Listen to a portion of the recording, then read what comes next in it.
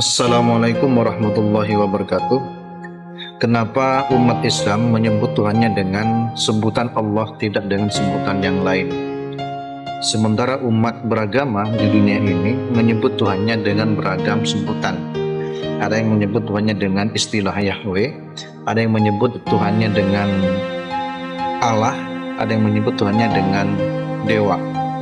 Bahkan kalau masyarakat dahulu kala seperti masyarakat Ibrani dalam keterangan itu menyebut Tuhannya, ada yang menyebutnya dengan istilah Al, Il, El, tapi bukan Bil. Ini yang menjadi pertanyaan, dan ini bukan hanya sebatas kebetulan. Allah itu memang memperkenalkan dirinya dengan Allah.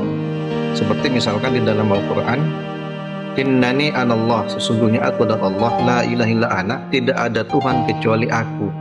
Fa'budni, maka sembahlah aku, waqimis shalat, dan dirikan salat untuk mengingatku. Jadi penyebutan Allah ini bukan sebuah kebetulan, tapi Allah memang memperkenalkan dirinya sebagai Allah. Dan ini yang nanti membedakan penyebutan Allah dengan penyebutan Tuhan-Tuhan yang lain. Seperti misalkan bahwa Allah itu adalah lafaz yang paling sempurna. Kalau ditulis dengan bahasa Arab, Allah ini merupakan lafaz yang paling sempurna yang hanya dimiliki oleh orang Islam, tidak dimiliki oleh agama yang lain. Kenapa dikatakan sempurna? Karena kalau ditulis dengan bahasa Arab, dihapus secara berurutan satu persatu, ini masih bisa bermakna. Contoh misalkan, alif dalam lafaz Allah itu dihapus, maka ini bisa dibaca dengan lillahi, hanya kepada Allah kita semuanya akan kembali. Kalau lam yang pertama dibuang, ini menjadi lahu bacanya kalau dalam bahasa Arab, yang bermakna adalah milik Allah semua yang ada di dunia ini.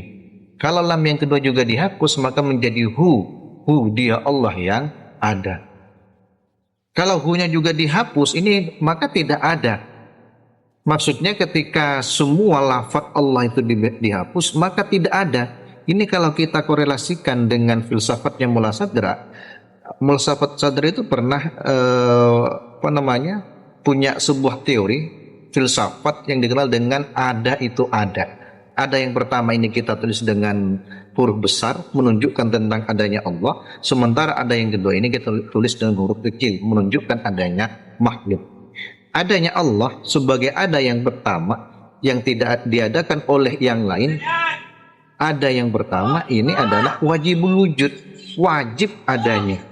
Sementara adanya kita, adanya makhluk di dunia ini, di alam semesta ini, adanya adalah mungkin wujud istilahnya. Mungkin adanya, mungkin juga tidak adanya. Jadi mungkin adanya, mungkin juga tidak adanya. Kenapa dikatakan demikian? Karena kita ini makhluk yang ada di alam semesta ini ketergantungan adanya dengan adanya yang lain. Sementara adanya yang pertama, adanya Allah, itu tidak tergantung adanya dengan adanya yang lain.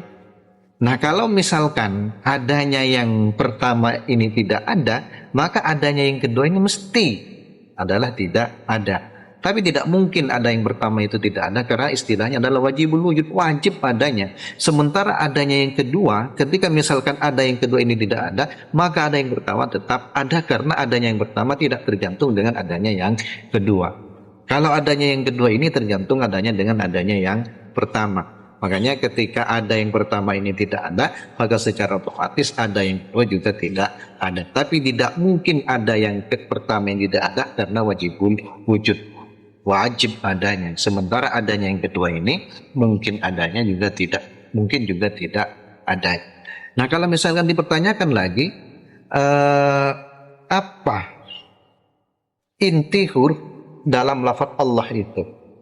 Ada ulama yang menyebut bahwa intinya adalah huruf H. Kenapa dikatakan huruf H? Karena ini menunjukkan adalah inayah, kiasan. Kemudian ditambah dengan lam, menjadi lahu, milik Allah semua yang ada. Ditambah lagi dengan lam yang kedua menjadi lillah, hanya kepada Allah semuanya akan kembali. Kemudian juga ditambah menjadi alif, menjadi Allah dengan lafaz yang sempurna yang saya sebutkan tadi. Nah, inilah lafaz Allah.